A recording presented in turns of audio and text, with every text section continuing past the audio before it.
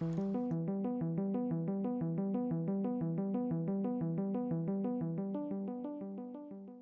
folks, I'm Josiah Randleman, and today we're going to be reviewing the Apple iPhone 11. So let's get right into this review today.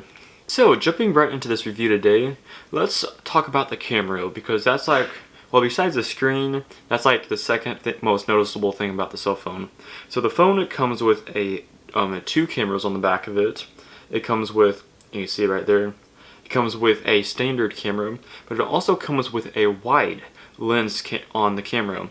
So that's like really nice when you're like taking pictures of stuff, because you can like transition from different like lenses and like use like the wide lens. I believe the camera features a 12 megapixel lens, and so since the camera features two lenses on the back, there's one for wide and one for the standard. And so the wide angle lens, it's about a 13 millimeter lens, and so it has a really wide, nice lens for the camera. And the standard lens is about a 26 millimeter, and so both of those lenses like transition really nice like for each other. The iPhone features an A13 Bionic chip, which makes it the fastest iPhone and fastest smartphone on the market right now. And so with the chip and the two lenses working back and forth with each other, the chip just brings like everything together, and it makes it like seamless transition. And so I like what Apple did with the chip and all the software and everything working together. And like the other iPhones right now, the iPhone 11 films at 4K at 60 frames per second. Another feature that this phone has that the other phones don't have is it has a night mode on it.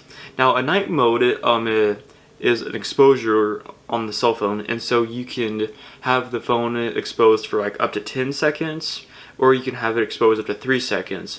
And so when it's nighttime, the phone automatically senses it, and it recommends to upgrade the shutter or prolong the shutter. And so that's a really nice feature to the camera. And you can also control the f-stop. But I mean, for somebody who doesn't know what that is, it basically opens the how big the camera can get. And so you can have like a really nice like fine shot, or you can have a blurred out background shot. And so the phone like gives you like complete control over that.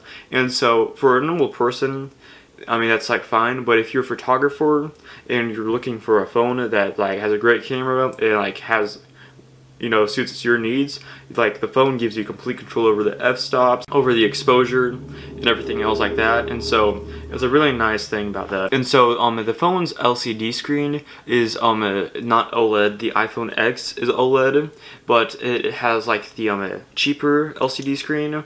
And so, well, Apple refers to it as the liquid retina LCD, which I mean, for me, I don't care if I had the like the LCD or the OLED for my screen. For me, no big deal.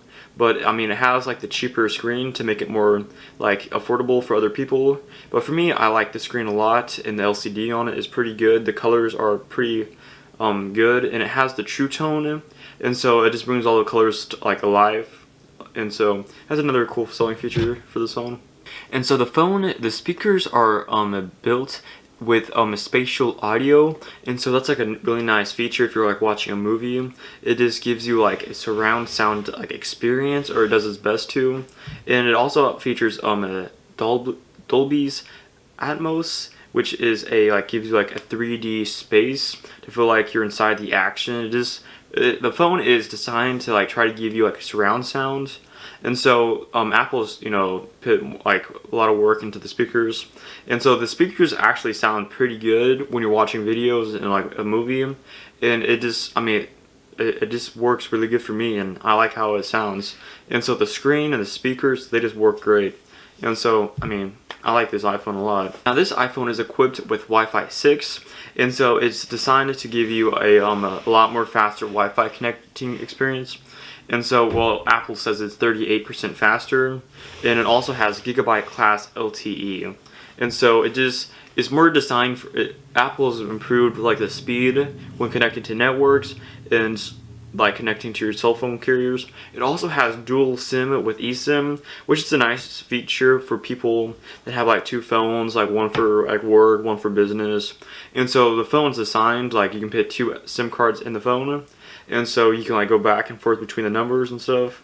And so that's like a nice cool feature that Apple did to like make it easier for people that have like business phones and home phones. And so I've been using this iPhone 11 a lot. I mean, I've upgraded from the iPhone 8, so there's like a huge difference. But for me, I mean, it's easy for me to like learn all the things. And I mean, I would personally recommend, I mean, if you don't want, like, if the iPhone 11 is like really expensive and you want like a cheaper option, there is the iPhone XR, which is extremely similar, but like the only difference is like the chip. But for me, I wanted the dual camera, and so that's why I upgraded for me. But I mean, if you want like a cheaper option, I mean, I would recommend the iPhone XR. But I mean, if you have the money, I would like suggest the iPhone 11 because I mean the camera is like really good and the chip is like really fast. And so for me, I would personally recommend the iPhone 11. I've been using it a lot and I like it a lot, and well, that's my review today. And thank you for watching my video. Please consider subscribing and liking my video. Well, until next time, see you guys.